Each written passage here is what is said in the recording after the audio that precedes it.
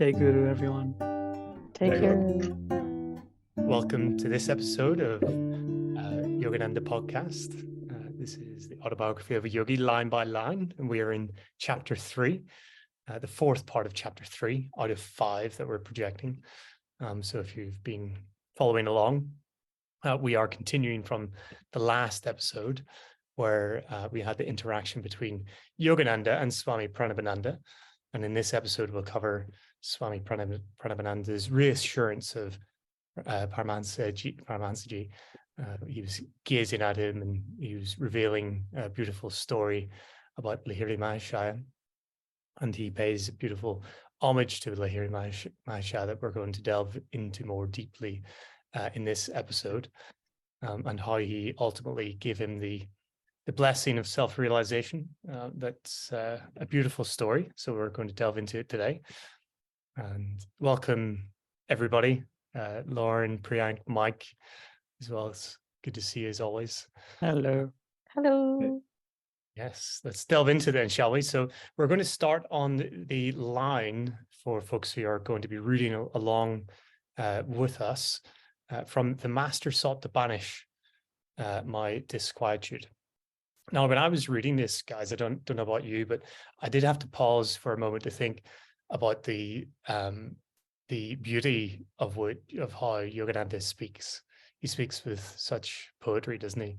And the language that he uses, I don't know, it just anchors myself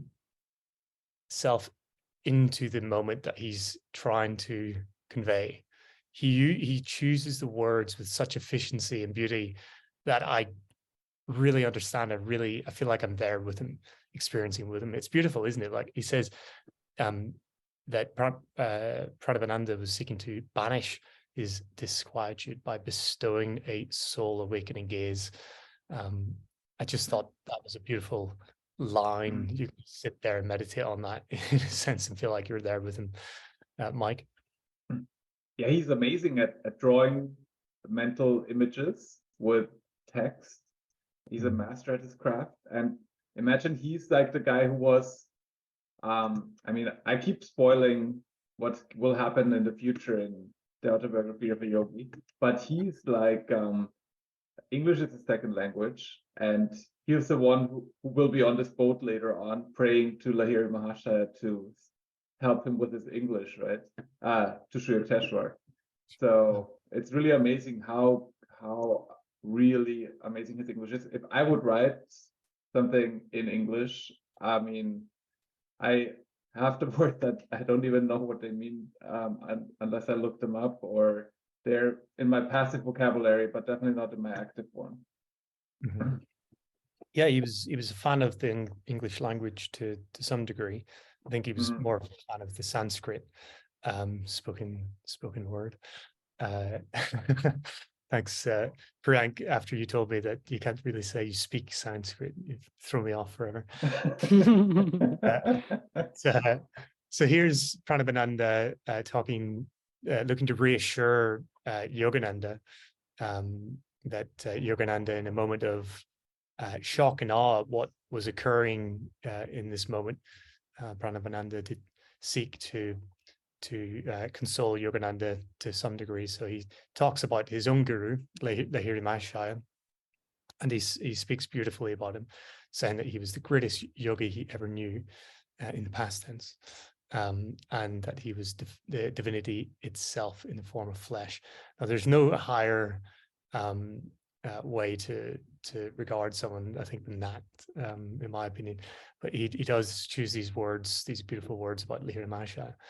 Priyank, do you want to jump in? Yeah, it is well written. Yeah, well said. The idea is conveyed nicely. Divinity itself in the form of flesh, and you'll remember Mukunda describing in chapter 1 the same sort of thing about when him and his mother were, devoting themselves to the Mahasaya. At that point he described, with frankincense and myrrh, as well as our united devotions, we honored the divinity that had found full expression in Lahiri Mahasaya. And Well, that was a similar way of saying it. That was a Yogananda way of saying what Swami Pranabananda has said, divinity itself, form of flesh, which is kind of the description of avatar as well. So he may well just have said he was the greatest yogi I ever knew. He was an avatar, but he described it out here. He's also been described as I think, a household yogi as well, which to me is just so much more of a grounded way to describe the divinity in flesh. But it just goes to show that it's possible. Right. I just, we're talking about Yogananda's writing style and describing things such as profound things such as this. I just asked ChatGPT, can you describe Yogananda's writing style? How does Yogananda write? And it kept saying, no, I can't help you. I can't help you. There's nothing I can find specifically about that. So even ChatGPT can't describe to us how what Yogananda's writing. So we can do something here, people, that ChatGPT cannot do. You can't fathom the depths of Yogananda's speech. Yeah. One day, it might be our overlord one day, Pranks. Mike, what is ChatGPT? There's lots of people going, what are you talking about? Yeah. Is that right? Actually, no, Lauren, what is ChatGPT? Oh wow, this is definitely putting me on the spot. I've never delved into it at all. My knowledge is that it's some sort of automated system that writes things for you, depending on what you put into it. That's as best as I can understand it. I have no idea. Priyank's laughing, so I don't know if that's true. Mike, why don't you respond, seeing as your discipline? It's not a bad description. It's a AI language model, and it was fed basically all the books ever written, and then Microsoft, I think, also added all their internet search history, all their internet data that they have. And then it, if you ask it questions, it tries to come up with the right answer. And it's pretty good at it. I think we tried it, all of us, many times, and the answers that it comes up with are pretty impressive. Imagine being the person to put everything into that system. I think it's dedication, right? Is that how it works or not? I don't know. Yeah, I mean, you don't have to feed it manually, but I mean, you have to bring the data in the right format so the system can read it. That's the joy of a data engineer. Yeah. Labeling is the best part of a data engineer. Labeling, yeah. Yes, segue alert. Wasn't too long. Tangents. We love a good tangent. Yeah. Move on from GPT. Yeah, I'm sure people will call it a guru in time. Yeah, so let's see. Priyank is not d'accord with this. No. I'm not happy. I hope we can tell it not. But I might feed it information saying, like, if anyone ever misuses the word guru, then please, like, blow up their computer. Wow. Okay. We'll not put Priyank in charge of the algorithm. And so going back to the story, Yogananda here, I believe it's Yogananda here reflecting that if a disciple, aka Pranabananda, could materialize as a fleshly, as an extra fleshly form at will, what miracles could Lahiri Mahasaya be able to perform? So this is again capturing the imagination of a young Mukunda, and we can pause here just to reflect on these few paragraphs. The soul awakening gaze is something that really struck me, because I think when we talk to devotees, one of the first questions in the first series of this podcast that we always asked people who came on the podcast, which was, tell us about how you came onto the path of, SRF, Yogananda. And they usually say, well, they came across the book and Yogananda's gaze just zapped me. And that was it. The gaze of Yogananda kind of drew them in. And I thought, there's something then being transmitted through the eyes and through the gazes of enlightened beings. And Paramahansa Yogananda said himself that in the lessons, that one sign of a true guru, true yogi, is one that might be able to have their eyes unblinking for any given period of time at will. And this is, to me, what is almost being described here, soul awakening gaze, just a unblinking, eye to eye contact, and you're transmitting something through that, And Yogananda, I think, again said that even by making eye contact with somebody, you have an invisible electromagnetic bond with that person. So there's a lot going on there just in this, comment that's being made. That I thought you could probably sit here and try to unpack it for the whole hour, but we'll not do that. But Priyank, any comments? I heard Swami from another path say he was describing, when there's a really good relationship between two people, i.e. husband and wife, you don't need to like ruin the moment with language or words. Sometimes or often you can just look at each other and appreciate the moment and the love and the joy. And then he was comparing that those tranquil moments in a marriage to when there's anger. And he was saying, like, the reason why people shout is because at those moments the hearts are like far away from each other. So to feel like they need to be, to feel like they have to be heard, or they can be heard, you have to raise your voice because the hearts are far away. Interesting. Yeah, it's probably quite true. I had a friend just on this topic, like before we jump to you, years ago when I was a kid or maybe a teenager.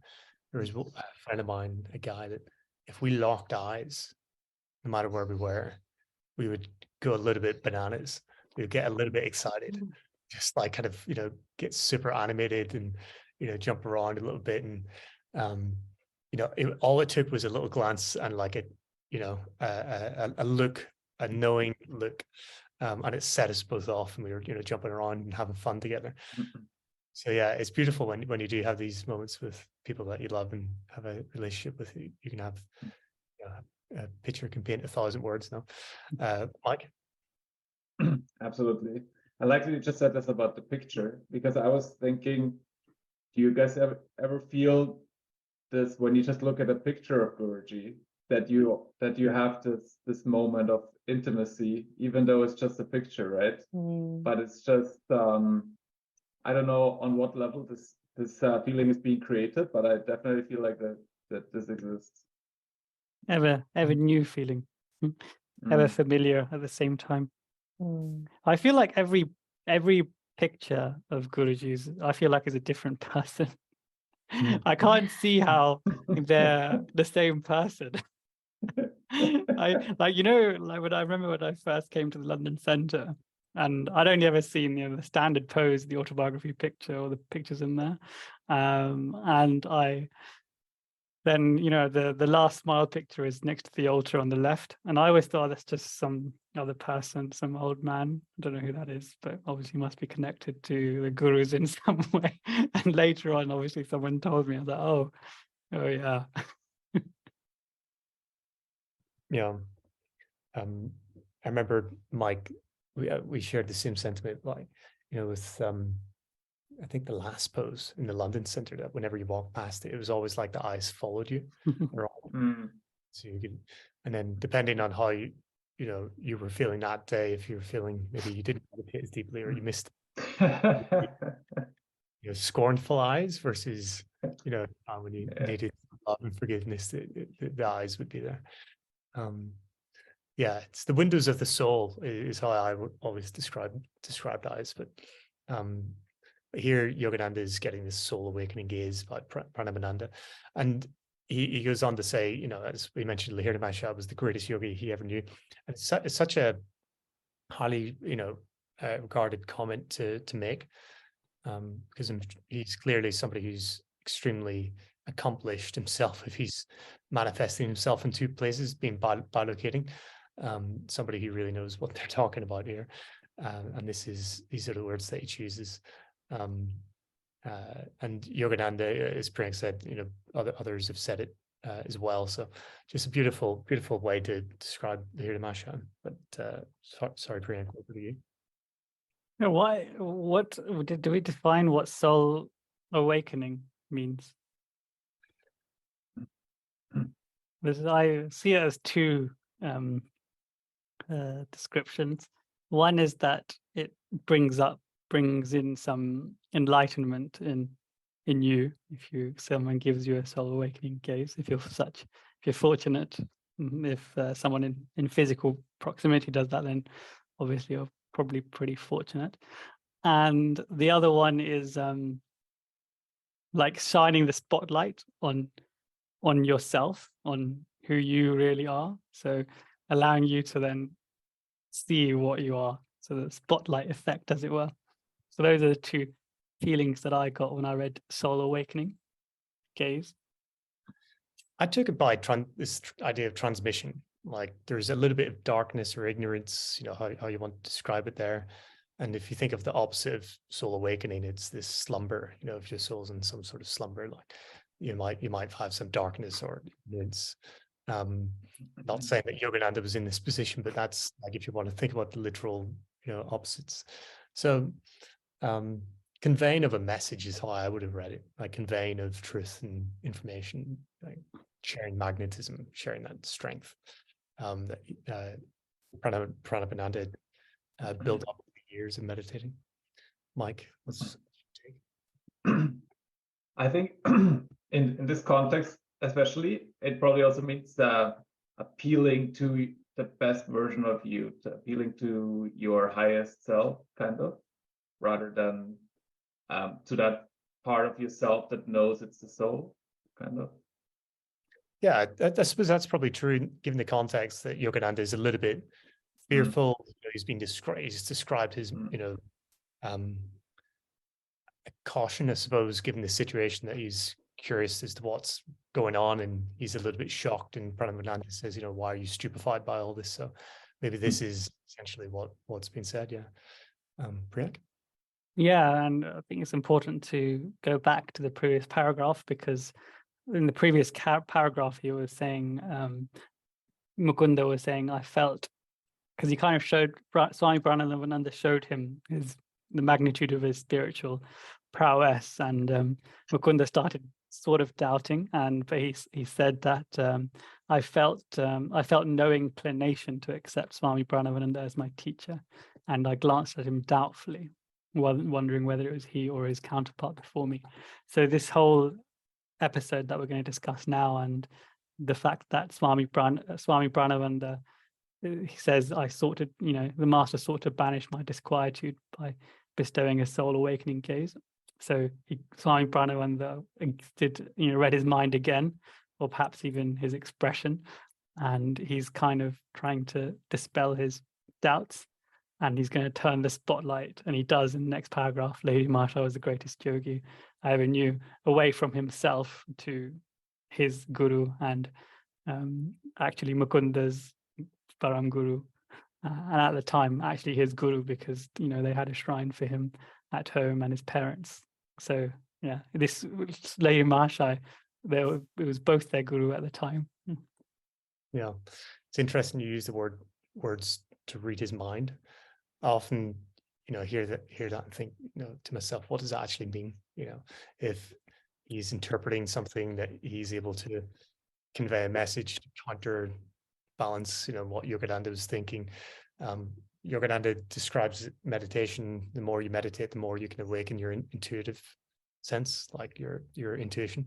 So maybe he, through the power of intuition, was able to simply act on this feeling that he's having to reassure, because he was a highly accomplished yogi himself. So yeah, maybe he was just simply acting on pure intuition there, as opposed to literally reading somebody's mind. Just to find out a little bit. Who knows? All skeptical reading into at this point. Why don't you read his mind, Chris? I would love to, Craig, honestly. I would love to. It would be a curse reading if you were able to read people's minds as well. So Yogananda here is, as we said, he's reflecting himself. If Pranabananda can form, a second body, then what could Lahiri Mahasaya do? And it got me thinking, about this divinity expressed in Lahiri Mahasaya, and how things are hidden from us in a sense. And you could maybe meet somebody who's extremely accomplished, and they're not simply material. They're not showing their divinity at all times to everybody. It may be only there for those who can see, and maybe only revealed to those in certain moments.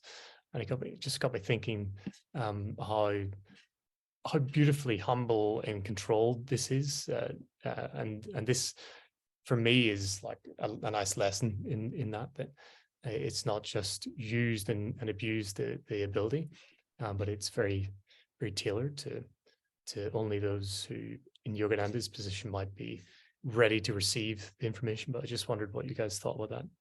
And also to achieve a purpose, because he could just have easily have gone to, used his one body and taken Mukunda by the hand to find Kedarnath Babu, but he did this. So he's not doing it like out of egotism or out of laziness. He's doing it to give Mukunda this soul awakening experience, not just through his gaze, but through the narrative that just went past, and also the rest of us through the centuries that are following. Yeah, exactly. I think it wraps into the definition of what a guru is, and we're going to delve into that in a little bit. So we'll come back to that. Pause that thought. Hold that thought. So Pranabananda then says that he will describe to Yogananda how priceless a guru's help is, and he goes on to describe this beautiful story that he was meditating with another disciple, every hour for 8 hours a night, and this goes on for 8 years, and he's having trouble really with balancing this life and his clerical duties. So this devotee that he was meditating with, the two of them worked in the railway office together during the day, and they were meditating, for 8 hours into the night every night for 8 years. And so this desire and devotion was there. And he talks about this, that he desired to devote even more time to God. So the more he did something, the more he wanted to do it in this sense, which probably teaches us a lot about the power of habit and the ability that has on us. But I'll pause here. Priyank, do you want to jump in? Yeah, he said he used to meditate with another disciple. Do you think the other disciple was Bhagavati Charan Ghosh? Because Mukunda describes that he used to fulfill his household duties and then meditate, do his kriyas deep into the night, and conjecture, but perhaps he doesn't want to say, your dad, me and your dad used to meditate into the night, because his dad hasn't yet gone to Lahiri Mahasaya and asked him for this boon of self-realization yet, or maybe yes, I don't know. I like the conjecture. We'll go to Mike first, though. I also like the idea, but wouldn't Bhagavati have had so many commitments that he wouldn't have been able to do that? He would have been a family man, and he would have either still lived in his parents' household where he was the one person leading it, or already married. So I think, I don't know. There might have been others who he meditated with. Maybe Avinash, maybe that friend that got Bhagavati to go to Lahiri Mahasaya. I thought I'm going to look for this as we speak, but I thought he in the autobiography he mentions that Bhagavati used to do his dad used to do his kriyas at night whilst everyone slept. Yeah. He would live a very simple life, and he would go into the quietude of his but then it was really describing it himself. He wasn't saying that he would go off with somebody else and meditate. It was more retreating into his room. And that was post his wife's death as well. So I don't know if Yeah, his there you wife- go. Look, after office hours, he retired like a hermit to the cell of his room, practicing Kriya Yoga in sweet serenity. So we Yeah. don't know. Could have been ours. I don't know. Could have been. It's possible. I'm sure it would have come out. What word do you think I searched in Kindle to find that, Mike? I thought you asked ChatGPT. No, I didn't. I should ask that. But I searched Kriya. Kriya, and there was like 200 matches. I thought, oh no, I'm not gonna be able to find this. But thankfully, it came up straight away. Nice. Yeah. So yeah, he talks then about some of the, as he puts it himself, the wonderful results, tremendous spiritual perceptions illuminating his mind. And that's such a powerful statement there. A lot hidden, quite mysterious. And I personally, when I read it, I said to myself, I want to know what those are. My ego kind of jumped out to want more description there. But it's a lovely statement there by Paramahansa. But he goes on to say that a little veil always remained between himself and God and the infinite, as he puts it. And he says essentially the superhuman effort that he put into himself, and I'm glad he described it as that, because I thought it was pretty superhuman. 8 hours meditating every single night for 8 years straight. That he found a final part of God realization, self-realization denied to him. So we're going to talk about this, break this down a little bit more. But Priyank, what's your take? Yeah, so in the first instance, he says tremendous spiritual perceptions illumined my mind. I was wondering what spiritual perceptions he could be referring to. Obviously, he doesn't elaborate, but could it be if he was practicing the Om technique? Was he hearing the infinite Om sound? Or was he seeing the spiritual eye, the lights, the opal blue with the golden halo and the white 5-pointed star, perhaps? We do love a bit of speculation on this show, and it is fun. But I have no idea is the answer. But yeah, speculatively. Yogananda talks about, whenever you go deeper and deeper meditation and more gets revealed to you, it's like past lives might come and clarification on the work that you need to do, and your past lives and how it's brought you to this point. These kind of things. But all of the above, what you said, Priyank, and then more, no? Lauren, what's your take? Yeah, I feel like they left it out on purpose, because it's like you said, Chris, it sparks your curiosity and you wanted to know, right? So for me, it begs that, okay, well, if I meditated that earnestly for 8 hours, what would I discover? What perceptions would illumine my mind? And I feel like it's another little lesson in there for us to meditate more deeply, if we can. It's Lauren, full of lessons, this book, isn't it? I was going to say, what is meditation? We'll come to the definition of it in a second. But before we do, Mike, we'll come to you first. I just want to share some counsel that I keep getting from reading lessons or sometimes talking to monks. It's like when you feel like, how do you make more progress? It's to have at least like one long meditation per week, right? To actually get into it more and immerse yourself more in. And it's amazing that they do this every night for 8 hours. That is like putting the hours in. Yeah, it's good. I think there's a lot of anxiety that comes with the amount of information we now have, in the world at our fingertips on our phones and laptops. And I think people do compare and contrast themselves against the top 0.000.1%, 0.0001% of people. But this really has the benchmark for me. Like, this is what maybe you could be doing. And we're going to delve into a little bit more as to how he's doing it, maybe with regards to the sleep aspect that we touched on. But first, let's, sorry, Mike, do you want to jump in on this?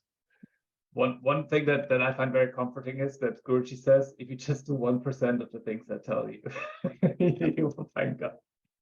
Yeah. Yeah, we'll talk about it, whether it strikes fear into your heart or whether it inspires you. But yeah, we'll talk about that a little bit more shortly. But definition of meditation from Paramahansa Yogananda. I'll not ask anybody here to define it. Got ChatGPT's response to that. Oh, go on. See what it says. Meditation is the practice that involves focusing your attention and relaxing your mind and body. It can have benefits on your psychological well-being. There are different types, etc. Focus, breathing, sound, image, mantra. Meditation does not require suppressing or forcing thoughts, but rather observing them without judgment. One definition. It's been practiced for thousands of years as a mind-body medicine. Let's have Paramahansa take it away. Sorry, Mike, you want to jump in to comment on ChatGPT? I asked ChatGPT how it would define, how Paramahansa Yogananda defines meditation. Okay. And it says Paramahansa Yogananda defined meditation as a process of withdrawing the attention from the outside world and focusing it on the inner self, leading to a state of inner stillness and peace. He taught that through meditation, we can connect with the divine and tap into our inner source of wisdom, creativity, and inspiration. And it keeps going with 2 more paragraphs. Wow. Not bad. Yeah. Not bad. Yeah. It search it well. I did my own search on this. I'm not, Laura, do you want to take us away with what Yogananda said himself? Yes. Said meditation is the method of realizing the connection between one's body circumscribed life energy and the infinite cosmic energy of God, the connection between the conscious and the subconscious states and the cosmic consciousness of God. Through Kriya Yoga meditation, the consciousness is gradually transformed from identification with the inept and often treacherous physical body, with its love of breath and bread, to awareness of the inner astral body, self-renewing, vibrant life energy, and thence to one's ultimate nature as a soul image of God, ever existing, ever conscious, ever new bliss. Awesome. That's a definition. That is. Yeah. Something that always stuck with me when I first started on this journey was when I read that meditation was single-pointed concentration on God. And for me, that's always stuck with me because it kind of distills all of that into one sentence. And it's so simple, but it's so profound and so difficult to do. Like, how many times are you like trying to meditate and the mind just, and you bring it back again and again. But I feel like it's really useful to have these bits of text that bring us back to, okay, this is what it is. What are we trying to do here? Living life simply is probably the hardest thing that we're asked to do in some ways now. So we're talking about then the 8 hours of meditating a night that Pranabananda, this feat that he is achieving with a fellow devotee who we do not know who he is, or she, sorry, who they are, but we can speculate. And this meditation that they're doing, we have some definition over there. But my question earlier, really, does this strike fear into your heart, or does it inspire you? When you compare yourself inevitably to this, what are you doing to manage your workloads and your amount of meditation? We have a couple hands up, so I'm going to jump to Lauren first. I feel so inspired by it. So inspired. I think about this recently, especially as I'm delving more into things. It's like, wow, imagine meditating for 8 hours and actually meditating, not just practicing the technique, but actual meditation. I think to be able to do that would be amazing. I think for me, like right now, I haven't quite managed even the 3-hour one, and that feels like a tiny long one, right? So like that's the goal for me, to be able to do that with great ease. Yeah, that kind of is like the reaching point, right? So yeah, it's quite exciting that that's possible. You can join the SRF folks on their long day meditations. for what, 6 or 8 hours, I think. 6 hours, yeah. And then the retreats, there's a lot of retreats that go on, Lauren, that I'm sure you'll get involved with one day. Yeah. That's a really positive experience that you have of that effort there, 8 hours of effort, Lauren. It's, for me, as Chris said, it's pretty scary. Not scary in the sense that to do 8 hours of meditation, but that he's doing it every night. Scary in the sense of how inadequate my own effort is compared to that effort. Yeah. So your positive spin is very refreshing compared to my my feeling of like inadequacy. But it's true, you do feel like, oh, you do turn to the self and you realize, you reflect on how little you are really doing. But yeah, maybe we can turn it around and think, well, that's the goal, let's keep striving. What do you think, Mike? I mean, I also like Lauren's positive spin on this. And I think it's also, it shouldn't be discouraging, because I feel like you have to see it like you're doing judo and I'm like a green belt or something, and then I watch a black belt. It's also not discouraging me, right? It's like that's what I could be, right? Or that's what I will be. And I mean, 8 hours is long, but it's like basically doing a Christmas meditation every night. One thing that I would have to say is that a lot of yogis, they mentioned that they have reached a state in meditation where they don't need sleep anymore. They meditate and it replaces sleep, and I have not reached that state. So if I meditate 8 hours, I still need to sleep afterwards, and the way my meditations are conducted right now. And so it would be really difficult to do this time-wise. But I hope I would reach the state one day. And then I would love to do that, because I mean, sleep is awesome, but if there's something better to replace sleep with, I mean, I'm totally in. Yeah. Try to provide the solution somewhere instead of just taking the guru say that it's all about giving. So Yogananda does give a solution to this. We will talk about this. But first, let us relieve any fear that you have for Yogananda's speech.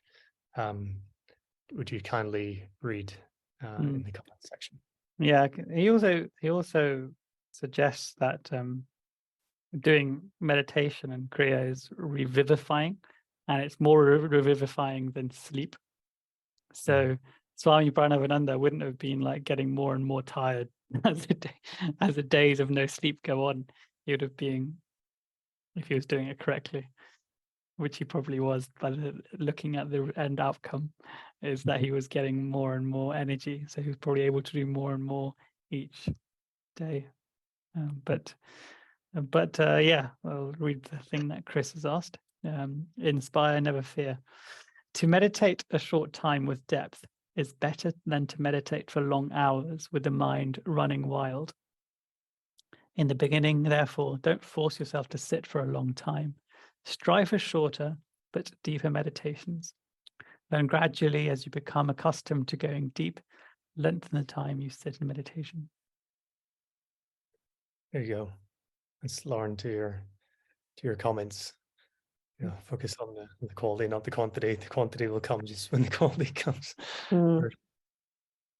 Mike, would you read on? You have it there. Do you realize, or which one? Don't at the bottom. Don't feel badly. Oh, don't feel badly if you find yourself too restless to meditate deeply. Calmness will come in time if you practice regularly. Just never accept the thought that meditation is not for you. Remember, calmness is your eternal true nature. There you go. Some soothing words from our guru to ease any agitation that might arise through hearing the feats of some of these great masters that they're able to achieve. And the one thing obviously that we're touching on is, okay, well, sleep. How do you calculate this into your meditative practice if you're doing 8 hours a night? And it's something, you know, I've been thinking about a lot recently, so I'm glad we're actually, you know, going to touch on this subject today. But Yogananda here talks a little bit about sleep, and there's a speech that he gives that we can sort of read and maybe make a couple comments on. Mike, if you would kindly kick us off, please. Do you realize how you spend your life? Very few of us know how much we can put into our life if we use it properly, rightly, wisely, economically. Economize your time. Lifetimes ebb away before we wake up. And that is why we do not realize the value of the immortal time which God has given us. Time is spent in rushing, in racing, in getting nowhere. Very few of us stop, think, and find out what life can give to us. Do you know how many years you actually live? Most people sleep from 6 to 10 hours a day. 1/3 of their life is gone. 60 years is the average. 1/3 of that, 20 to 25 years, is spent in subconsciousness. Thus, only 40 or 45 years are left. Nice. Priyank, can you continue? We'll just read through the whole thing. If you manage to sleep even only 1 hour less each night, you will save 365 hours in a year. Assuming that you still live for 60 years, that makes 21,900 hours in a lifetime, which you will save nothing less than 2.5 years. So by sleeping 1 hour less each night, you'll have 2.5 years more to live. If you succeed in sleeping 2 hours less, you will have 5 years of extra precious life. Not little. Does that sound stimulating to you, Mike? That makes me feel good now, because I have a hard time sleeping long. I was, you know, there's all this kind of books out about like, oh, how great sleep is, and sleep is great for your health and everything. And I just can't sleep for 8 hours. It's just I sleep for 6 hours or something, and then I just wake up, and then I can snooze for a bit more if I want to, but it's really difficult. And so I guess I get more out of life like that. I never thought about it that way. Do you have a secret, Mike, to that? Because I would love to know. The fact that this body needs to have 7 to 8 hours each night is quite irritating, is not the right word, but you know what I mean. So do you have any tips? I have no tips whatsoever.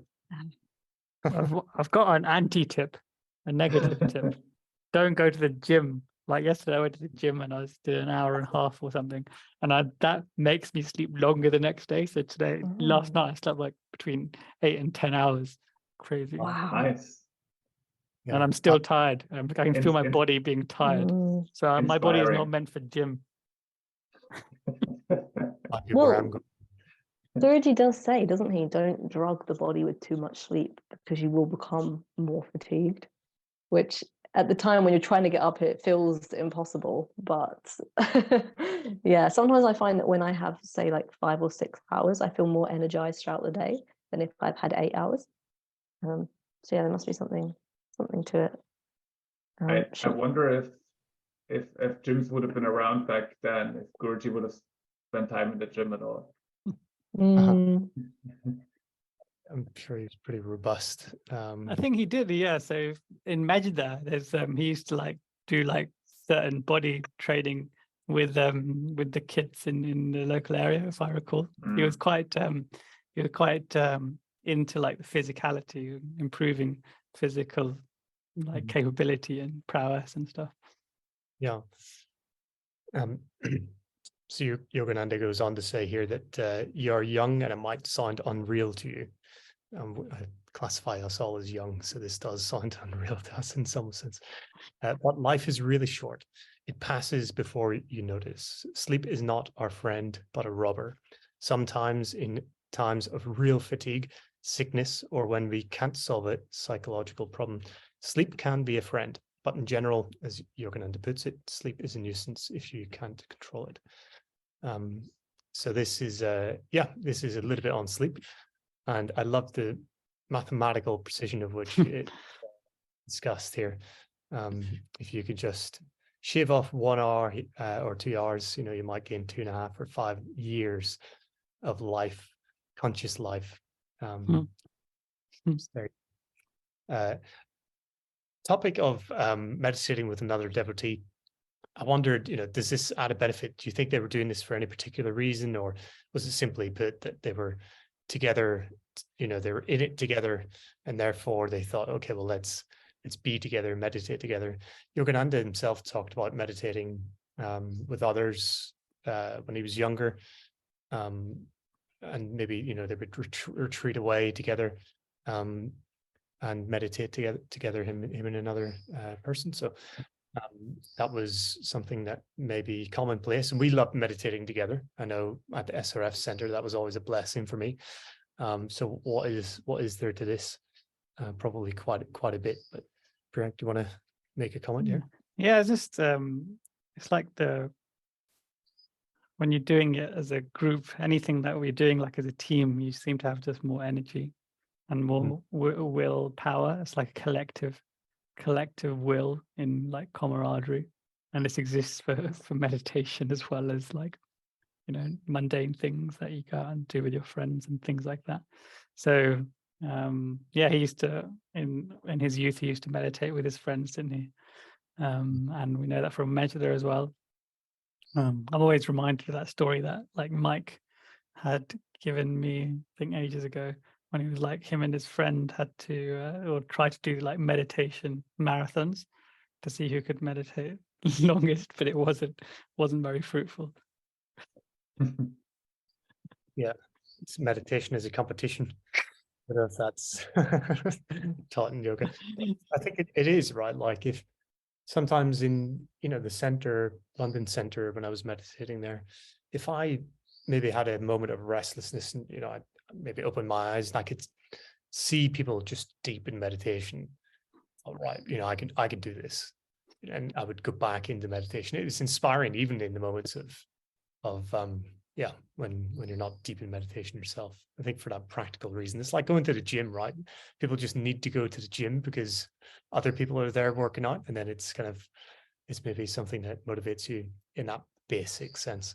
But I think there is the idea there of being physically in somebody's presence, and the amplification of the magnetic pull and the energy that they have in the meditative state amplifies your own meditative state. Imagine if you were in the presence of Guruji all the time, the part that he would exude, you might be thrown into some meditative state just by being in his presence. So that was nice, looking at that. And they talk then about Pranabananda talks about the desire to dedicate even more time to God, and I thought, okay, well, this really brought my mind to Yogananda talking about the power of habit building. The more you go into meditation, the more you stick at it and try to go deeply, the more you'll want to do it, because it'll bring you to that state of peace and love and harmony. You contact God. I think I heard him say, or read, don't get up. Don't get up until you really have felt that peace in meditation, which maybe is a little bit contrary to what we were talking about before when he says, don't sit for long times just for the sake of it, but try to go deep. So that, we have Pranabananda there saying that he wanted to dedicate even more time to God. So it inspired me just reading that again. And then we have a difficulty in carrying on clerical duties.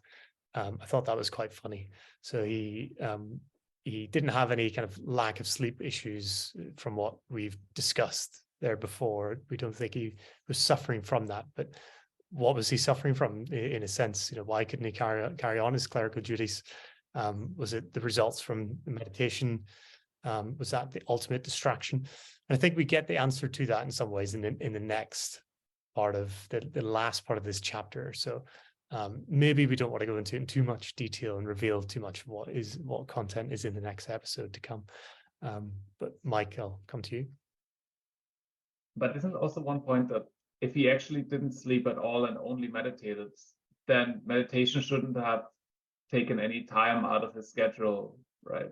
Do you think he meditated and then still slept a bit? So that kind of took time away from his daily life. It says half the night. It says in this bit, for 8 years, half the night he was meditating. He's probably meditating from 8 o'clock through to 4 in the morning or something. Okay. Yeah. It's 4 hours. If that would be more than half the night, that would be 2/3 of that. Nothing like that. Depends when your morning starts for him. But yeah. Unless he did it straight away when he finished work. So say he finished work at 5 or 6, half the night would be 12 p.m. if you meditated straight away, and then you would sleep for 6 hours and be up at 6, maybe, in time for work. That sounds like a great way to live, doesn't it? Thank you, Guru. Yeah. I wonder if he ate. Really segueing now, but yeah, curious. Anyway, that's for another episode. Yeah, so coming back to your question, Chris, about why he was finding difficulty in carrying out his clerical duties, because he had this higher taste or higher purpose in terms of his search for God. So perhaps he saw this is mundane and this is more, related to my, ultimate purpose. Which brings to mind the story in the lessons of Bhadraka and the drunken man. Mike, you played Bhadraka, didn't you? In that, no. I think. Yeah, you did. And Miranda played the drunken man. No, it was the other way around. Miranda played Bhadraka. She was really good at Bhadraka. You're right. Yeah, we tried to challenge you, didn't we? Put you in an uncomfortable role because you would have found Bhadraka way too easy. Bhadraka, he's the stern meditator. So Bhadraka was. So the story goes, there's a meditator, severe disciplinarian meditator, and Narada goes around looking for devotees that are worthy, essentially, and he passes Bhadraka, and Bhadraka says, I've been meditating for 40 years, 12 hours a day, all this insane discipline. And Narada said, that sounds really good. I'll be sure to put in a good word to God for you. And then he walks, as he's walking past, you see this drunken man cursing and swearing at God. He's trying to put a post in the ground, and he's like saying, God, why can't you do everything? Why can't you help me put this, you're useless, you're this, that, the other. He's saying all these profanities. And then Narada goes to God and said, and God asks, what did you find? Who did you find for me? And Narada said, you must know this great saint Bhadraka. He's been meditating for decades, and he does this practice and this, hardships he goes through. And God's like, I don't know him at all. I don't know who you're talking about. And Narada's like, you cannot be serious. And God's like, no, he hasn't caught my attention. And then he said, did you see anyone else? He's like, I did pass a drunken guy. And he's like, oh yes, I know him. And then God started telling him about him. And now there's like, what, how do you this poor man that's meditating for decades, you don't even look at, and this guy who's cursing you remember, and God's like, I'll tell you why this person's more more worthy or is more of a devotee than Bhadraka. And he says, go tell both of them that I'll come to you when I'm done threading 1 million elephants through the eye of a needle. And then Narada's like, okay, sounds pretty crazy. So he goes to Bhadraka first, and Bhadraka then says, what? I've been meditating all this time, and you're telling me that he's only going to come to me after this crazy endeavor, which is anyway impossible. This is just go away. Basically, he dismisses Narada because of this impossible feat. And then he goes to the drunken man and says the same thing. And the drunken man starts clapping and dancing. And he's like, yes, yes, obviously God can put 1,000,000 elephants through an eye of a needle. That means he's going to come to me straight away. If God can, you know, create all this cosmos and make all these planets go around, this is like nothing for him.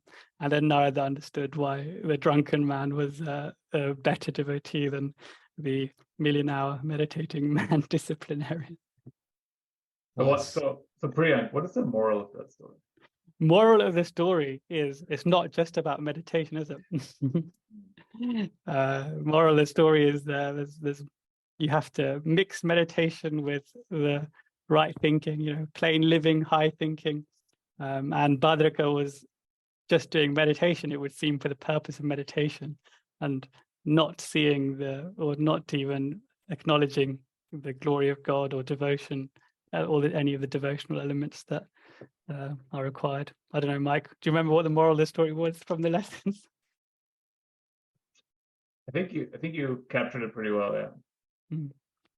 Is the term bhakti yoga, where it's like this love and devotion. You got to have that as well. Taught to practice that as well in this reference. And Swami Pranabananda certainly has that, because as we'll see in the next, he kind of like in pure devotion, he goes to his guru rather than dismissing him, you know, saying I've worked all this. He didn't do a Bhadraka, basically. I think he knows better than God, basically. Yeah, exactly. And we'll delve into that in a moment. And I suppose on that topic, he has been doing this for 8 years, right? And it's such dedication, such devotion, 8 hours a night, you know, doing a job as well during the day. He's been building these wonderful habits. And I wondered, is there any significance, just throw it out there to you guys, in the 8 years? Is there any significance in that at all, to your mind, that comes to mind? Because there's maybe something, I don't know if it's quite 8 years, but there's something that comes to my mind. But Lauren, I'll come to you. Yeah, I don't know where I read it, but I know it's from Guruji himself. I remember reading when he said, if you practice steadfastly enough, you can achieve the divine goal in 8 years. And I'm wondering now if this is actually from this happening that he realized that, or if it's from something else. But I remember when I read that, it's always stuck in my head that it is possible in a short amount of time. Possible. Not necessarily, I mean, obviously you'll have to define what those things are that make that happen. But yeah, that sticks to mind. Why not? Mike? Yeah, it's 8 hours, 8 years. Numbers are funny because they always have a meaning, right? Especially in those kind of spiritual contexts. What I was thinking of is like, I think Guruji says it takes 7 years to build a habit perfectly, right? So maybe if you do it for 8 years, you might as well do it for another 80 years because you built the habit now. So it might be easy for you to carry on. Right. Chris, you're thinking of the number 12, aren't you? No. No? Not all, but what's the number 12, Priyank? It is with some knowledge. The 12, your body goes in Indian Hindu science, your body goes through cycles of 12 years. So yeah. So yeah. No, that's another interesting topic. I was actually thinking the exact thing that Mike said. It was Yogananda, I think, in one of the lessons was talking about if you meditate for 7 years, you'll never lose it. You'll never lose that, or the habit or practice of meditation will never be lost to you. Something like that. Paraphrasing a little bit, but that's what came to my mind. But not quite 8 years. But I thought, is there something significant in that, and why did it stop after 8 years? I think it's because of what is about to happen. In the next part of this reading. Before we go on to it, though, he did say, you know, these wonderful results and tremendous spiritual perceptions were there, but still there was something that was blocking him from having that ultimate self-realization, meeting God, communing with God.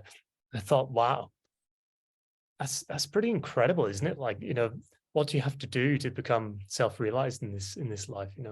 Why was it denied to him? Is this a form of a final test, final test of devotion, or was there something, say, spiritually mechanical, something left there to try to unlock that it was just beyond his recognition or understanding? What was that thing? Priyank? Yeah, not everyone starts this birth from a clean slate. For example, for us, if we'd been meditating and doing our Kriyas for 40 years, let's say, you'd hope that if you didn't make it this time, you wouldn't have to start again from scratch. And Guruji tells us that's not the case. You do take your good habits and good karma into following incarnations if you do need to be incarnated again. So we don't know from what point Swami Pranabananda was coming from, because it could have taken one day for some person, just meeting the Guru once, or in other times it may take, like Bhadraka, many lifetimes of discipline and perseverance. So everyone's different, I suppose, on their spiritual trajectory. Mike? I think there might also be a tendency among God seekers to feel like, especially at some point in their spiritual life, that they don't need help. They can do it by themselves. And I feel like those kind of stories are always a reminder that the Guru can help you and will help you. And it is oftentimes the best way to go, to ask help from the Guru. And because all of those limitations, for a Guru, this is nothing, right? They can just remove them. So yeah, especially if you believe that they can. Yeah, and beautiful segue into the next topic, which is really submitting to the Guru. And this is the last part of this part of the chapter that we're going to read today. So we'll look to cap it off, really to read up to thee in thine infinite form. So Pranabananda goes on to describe this meeting that he had with Lahiri Mahasaya, and he was pleading Lahiri Mahasaya for an intersection. His divine intersection, as he describes it. So he was saying that he described to Lahiri Mahasaya that he was in spiritual anguish, and he called him this angelic Guru, which I thought was lovely. So he shows this outpouring of love and dedication and really devotion, faith into Lahiri Mahasaya. And he said that he can no longer bear his life without meeting the great beloved face to face. And in a rebuke, Lahiri Mahasaya says, "Well, what can I do? You have to meditate more profoundly." And I just almost fell off my seat when I read this. Like, what? Wow, what a response! And he says, it's like a Sri Yukteswar response, isn't it? Yeah. You don't expect it coming from sweet Lahiri Mahasaya. Yeah, quite right. And Pranabananda then, doubles down on his plea, and he says that he's appealing to the, to the master, that he sees his, and this is so beautiful, that he sees his materialized form before him in a physical body. Bless me that I can perceive thee in thine infinite form. So he's recognizing the divinity in Lahiri Mahasaya, which is exactly the relationship that we're taught, the devotee guru relationship that we're taught to have, that God can be perceived through the Guru, because the Guru is truly divine and ordained by God himself. So Mike, jump in. Yeah.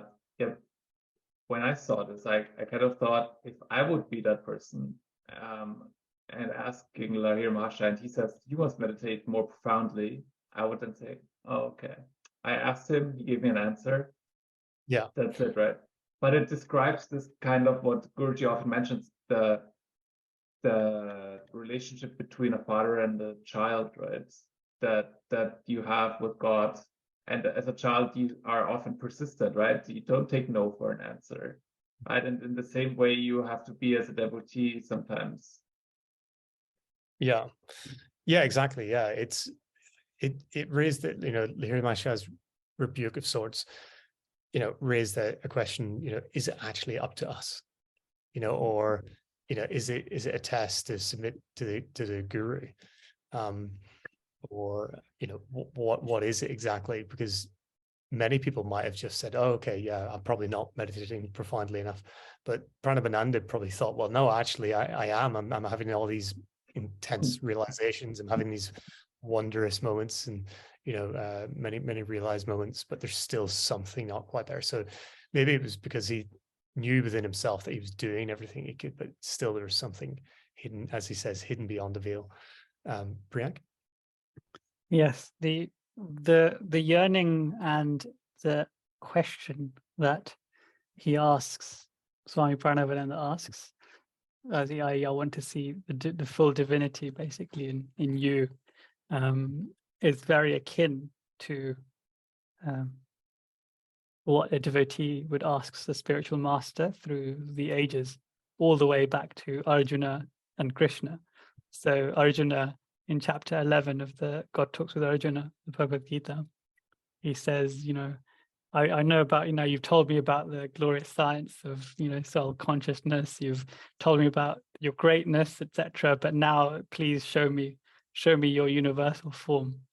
And then Arjuna sees that, he's passed through this battle and he's stayed with him through all this time, and he's worthy enough to witness. And Krishna then shows him his cosmic form.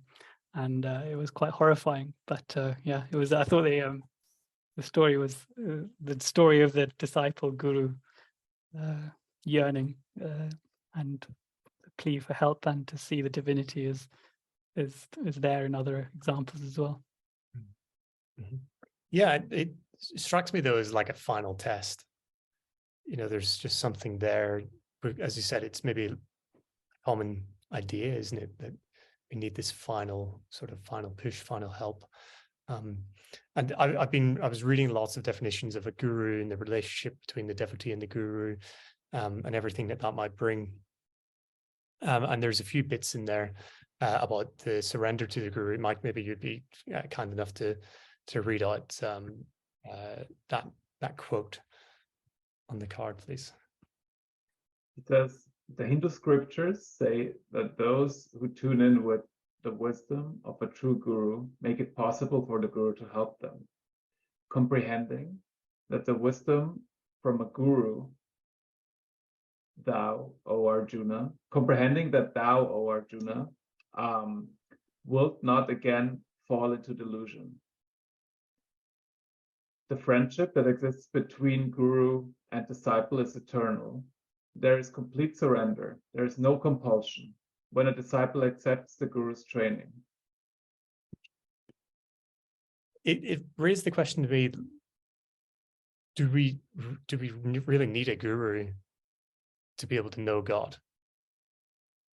I think the answer to my thinking is yes. Like maybe even whether you have a guru or not. Maybe the guru doesn't even need to be consciously present in people's lives. I don't know. It is in mine, but I think this is the reality now. Like God ordains the gurus, and only through the ordained gurus and them who actually know God can you actually reach God. What's your take, Lauren? Yeah, I feel very similarly, and just thinking about my own life and what's happened and led me up to this point, I feel like I got to a certain stage of feeling and being, but I could only get so far on my own. And then Guruji came into my consciousness, and that accelerates it. And I feel that that's the purpose of the guru, right? To accelerate your journey towards God, and so you can know God through the guru and reach your divine unity with him, hopefully in this lifetime. But so for me, I feel that a guru is essential, really, if you want to truly reach your divine goal and understand and know and realize. Yeah. So through one that actually knows God, can God be revealed to you? Interesting idea. Whether or not it's true or not, I'm still not convinced either way, but I'll accept it as true and kind of go from there. And so we have here Lahiri Mahasaya extending his hand in a benign gesture. It says, and that he says, you may now go to meditate. I've interceded interceded for you with Brahma. And that was it. That's what we'll read up to now. But benign, just for those people who don't know, it's a gentle, kind, but firm manner. That's a benign. So he raises his hand and extends it towards Pranabananda. And there's a lot in that potential gesture that you could kind of read into and kind of talk about whether he's given a blessing, he's transmitting something through the hand. As we know, many healers might use their hands to do healing work. I wondered, what exactly does this signify? Is this quite a literal thing? Does he need to do that? I doubt that he does, really. But he does intercede. He does unlock something in Pranabananda that enables him to go away and to meditate more deeply that night. And sorry, we will finish off just on the next few paragraphs. Sorry, misspoke earlier. So we have Lahiri Mahasaya talking about Brahma, and I thought, well, there's a footnote here that we'll delve into and we'll discuss. But Lauren, do you want to jump in before we do? Yeah, just before we do, I think it's really, really poignant here that Lahiri Mahasaya tells him to go and meditate. And it's in that meditation that he then reaches his union. He could have been bestowed upon him straight away, but it was through meditation again. And I feel like it's just that reminder again, go meditate. Yeah, well, he's obviously had something done to I'd imagine it's like to one of his forms, whether it be the mental form or the emotional form, the bodies, or something that's just unlocked, that he's just tweaked, that's now allowing him to be in harmony, true harmony with himself when he meditates. But that's complete conjecture on my part, but it is curious to think about. So we have a footnote here that we'll delve into before going into the final part of what we're going to be talking about today. And the footnote is on Emmerson's poem, Brahma. So it talks here about God in his aspect of creator, is from a Sanskrit root, bri, to expand. When Emmerson's poem, Brahma, appeared in the Atlantic Monthly in 1857, which was a magazine that was formed by Emmerson and a few others in 1857 in November. So this must have been the first article that was released and was published. So Yogananda was a massive fan, let's say, of poetry. He was a poet himself and wrote many beautiful poems. So he was clearly reading this and wanted to make a note of it.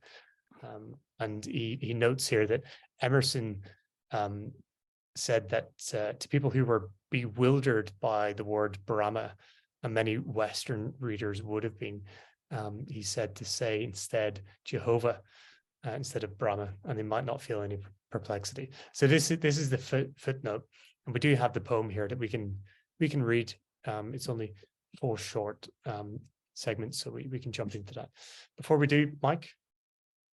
Yeah, I just wanted to mention that the Atlantic is still a very popular magazine in the US even today. So it lasted for a lot of years. I would say 150 years. Yeah. Nice. Yeah, great. Yeah, a lot of debates. When you're debating with your friends, when you're young and naive, and think that these debates are important, i.e., which God is the greatest, and debating about which religion is the greatest, and all this kind of stuff. People often say, for example, Krishna is the greatest, and even within a single faith, there's sometimes debate. For example, with some, is Christ greater, or is Mary, the Divine Mother, greater? Or in Hinduism, is Krishna greater, or is Shiva greater? And like, there's always there's in many paths these debates even within the same religion. But often people just get caught up with the name rather than the message. So if you just the truth is truth. So if you just replace oh, Krishna said this, or did Shiva say this, or did Christ say this, or did Virgin Mary say this? And then you just replace the names, and then you think, oh yeah, they would have said that, and they probably have said that in a different place. And then you realize what you're actually debating about, things that are actually of no consequence whatsoever, because you're just wasting time when you're not really grasping the truth that either of them are speaking. Yeah, it's divinity speaking through them. Very, very beautiful. Let's read the poem then, because it is a beautiful poem. We can give a little bit of an interpretation of it. I did find something online. It wasn't my interpretation by any means. I'm not intelligent enough to be able to interpret poetry at this point in this depth. Mike, that's why you got ChatGPT though, right? Yeah, we'll ask him. Should have consulted with ChatGPT. Or her. Yeah. They. We'll ask it. Technically. It's Mike. Okay. Wow. Burn. Okay. Okay. All right. If the red slayer think he slays, or if the slain think he is slain, they know not well the subtle ways. I keep and pass and turn again. Far or forgot to me is near. Shadow and sunlight are the same. The vanished gods to me appear, and one to me are shame and fame. They reckon ill who leave me out. When me they fly, I am the wings. I am the doubter and the doubt. I am the hymn the Brahmin sings. The strong gods pine for my abode, and pine in vain the sacred seven. But thou, meek lover of the good, find me and turn thy back on heaven. Now, the first paragraph is really about the soul of the human. So if anybody thinks they're dead, they don't know that the soul is always there and it incarnates time and time again. And that's our soul is part of Brahma. And the second paragraph there is everything is close to Brahma. Shadow and sunlight is the same to Brahma, and all gods are under Brahma. So shame or fame is the same to Brahma.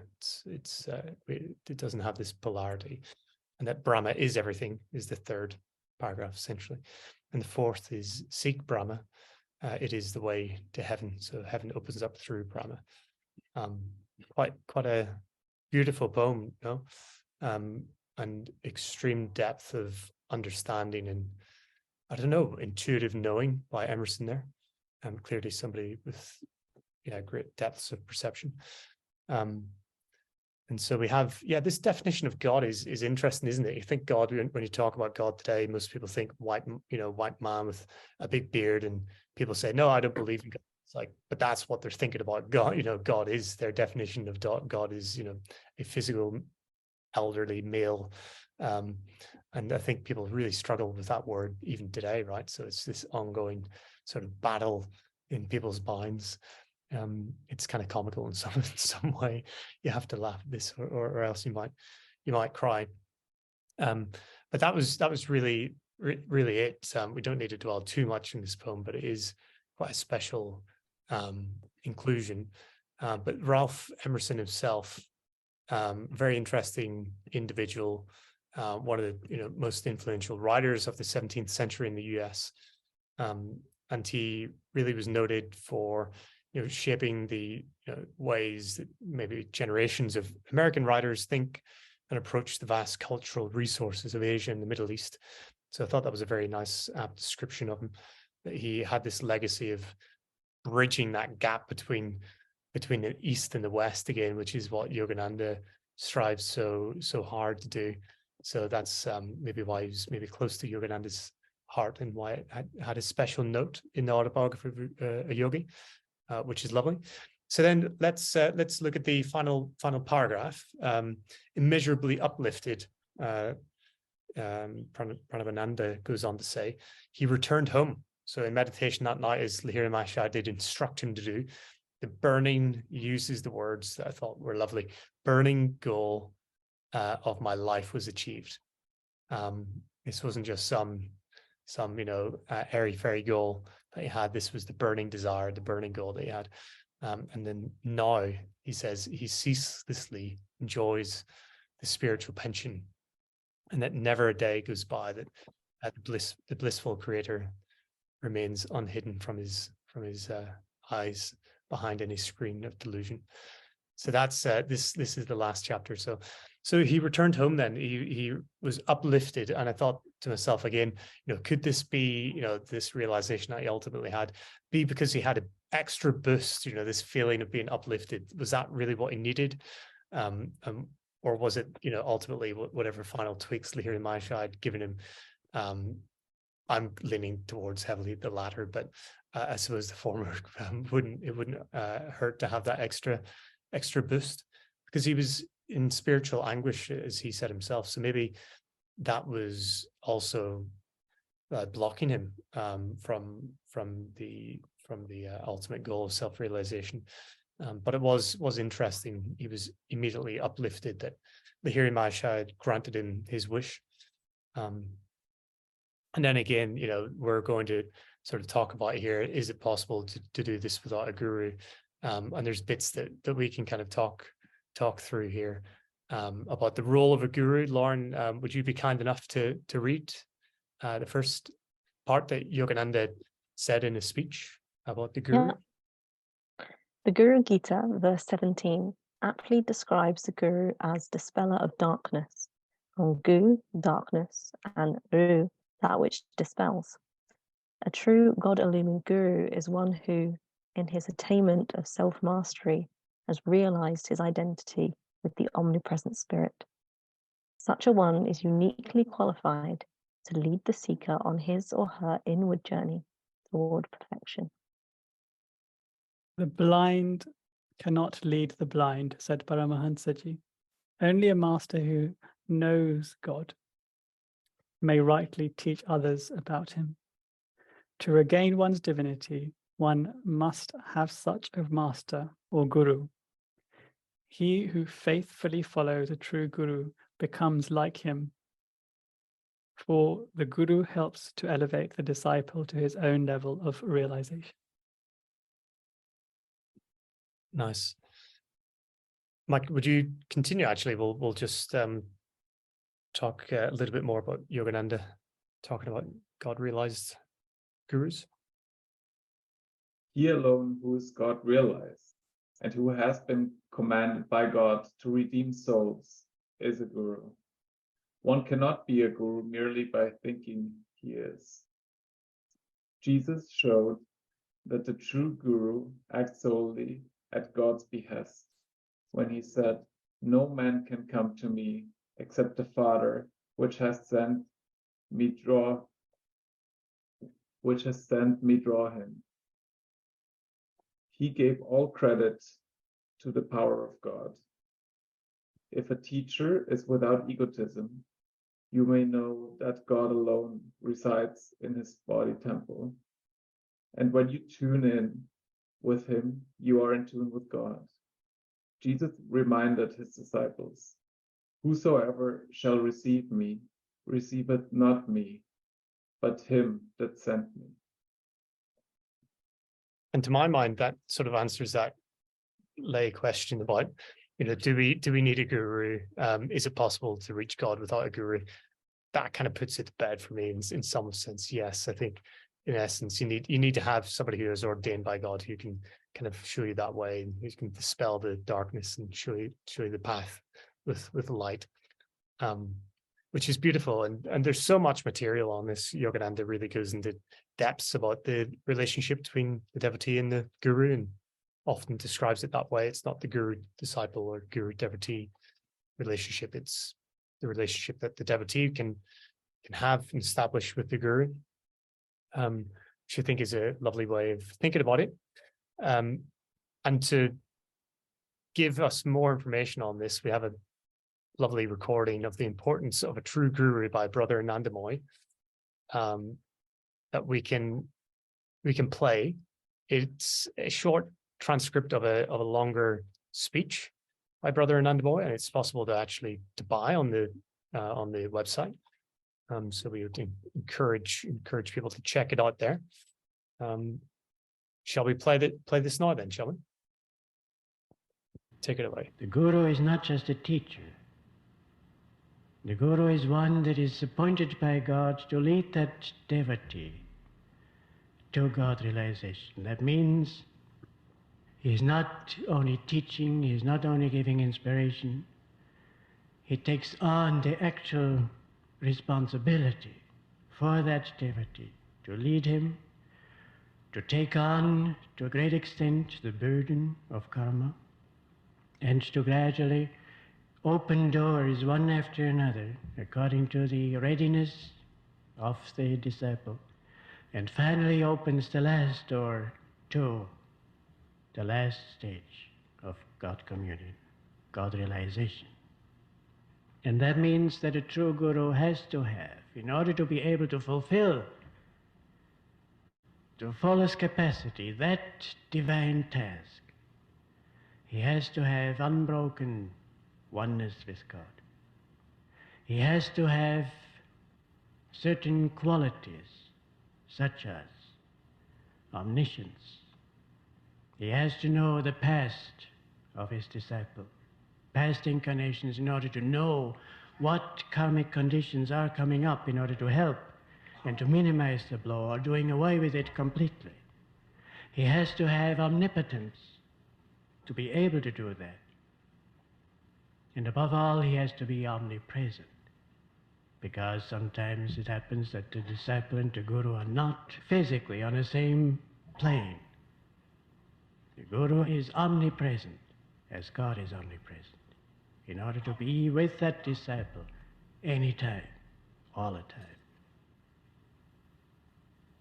Nice words there for us to meditate on by Brother Anandamon. Really, really beautiful. Priyank? Always, brother-in-law inspires me so much, but I remember at the start, I always used to think, what's the point in listening to talks by people that aren't one of the spiritual in the lineage? And then I'm glad I overcame that.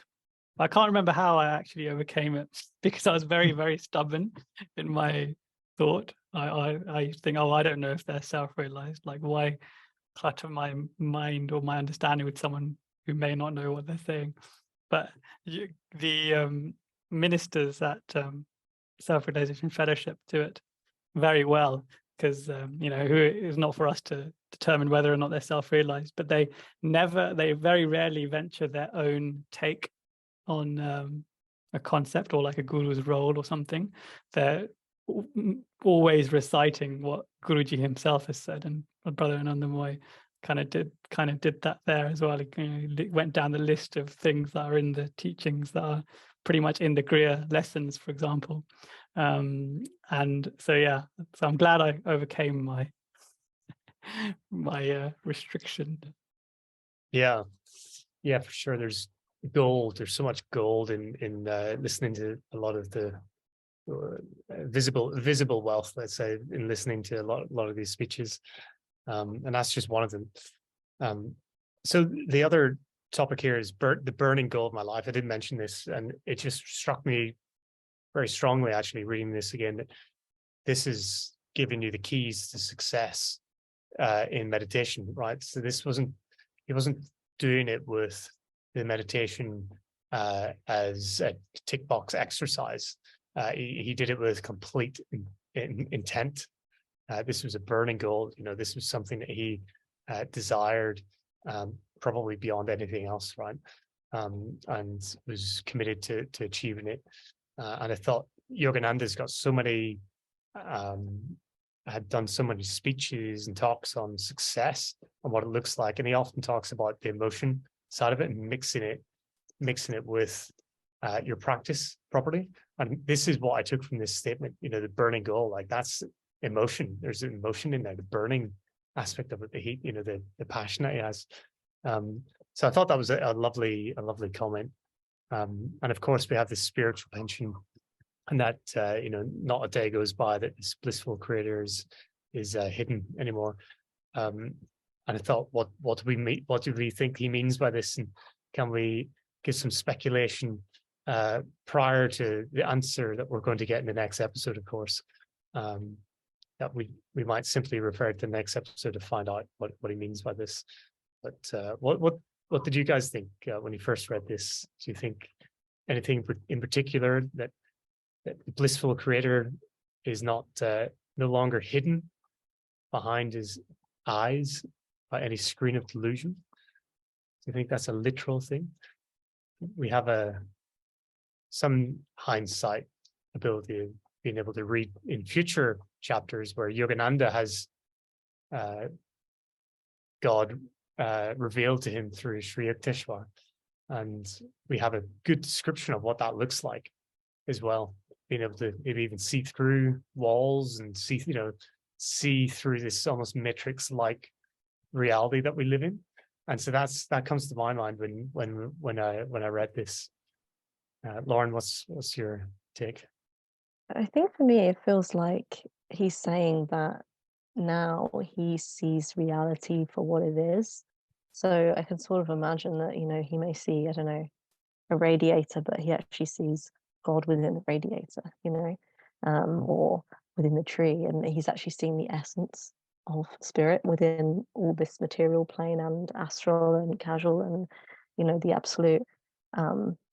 That's what it speaks to me. Yeah. I think that's probably about right. Yeah, just is in bliss all day, every day, blissful joy as well. Correct. I remember in the Matrix film, after he realizes himself and what the Matrix is, he just sees everything as like a series of numbers and symbols. So whenever he looks, that's what he sees, and that's obviously they've taken it from this concept of someone who's become self-realized in meditation, and as Guruji has described it here, the blissful creator never remained hidden from his eyes there after this experience. Yeah, he's seeing all the code behind Maya. He's no longer attached to Maya, possibly. Yeah, because Yogananda says himself, it's extraordinarily influential, really, Maya, and the delusion that Maya brings. In the moment, it's hard to detach yourself from the play that is Maya. Really, really beautiful insights there from Pranabananda to Yogananda. And it's going to be concluded in the next episode, this chapter. And Lauren will be kindly leading that episode for us. So Pranabananda really goes on to talk more a little bit about his experience, and we see the conclusion of the task that Bhagavati, that Yogananda's father sent him on a task to deliver a letter. We'll see exactly what that was about and why he did that. And we'll have a footnote in there to discuss as well, which is very interesting. But more shall be revealed in the next episode. Correct? Want to jump in? Yeah, so I thought we'd end it on something that happens with YSS meditations. YSS is the Indian branch of Self-Realization Fellowship, the Yogoda Satsang Society. After their meditations, they end it with, I mentioned the chapter 11 in the Bhagavad Gita. So after Arjuna sees Krishna, or Krishna reveals to Arjuna his actual form, and after Arjuna settles down, he's in this mode similar to Swami Pranabananda, where he's now become, he's seen the cosmic creation and the Lord, and he's very thankful. So he there's this prayer that he offers, or like a devotional thanks, and we often chant it at the end of meditations in India. So we can end with that, perhaps. Yeah, sounds good. Yes, Lead we away. shall. See you all next time, Jai Guru. Jai Guru. Check it out. Thank you.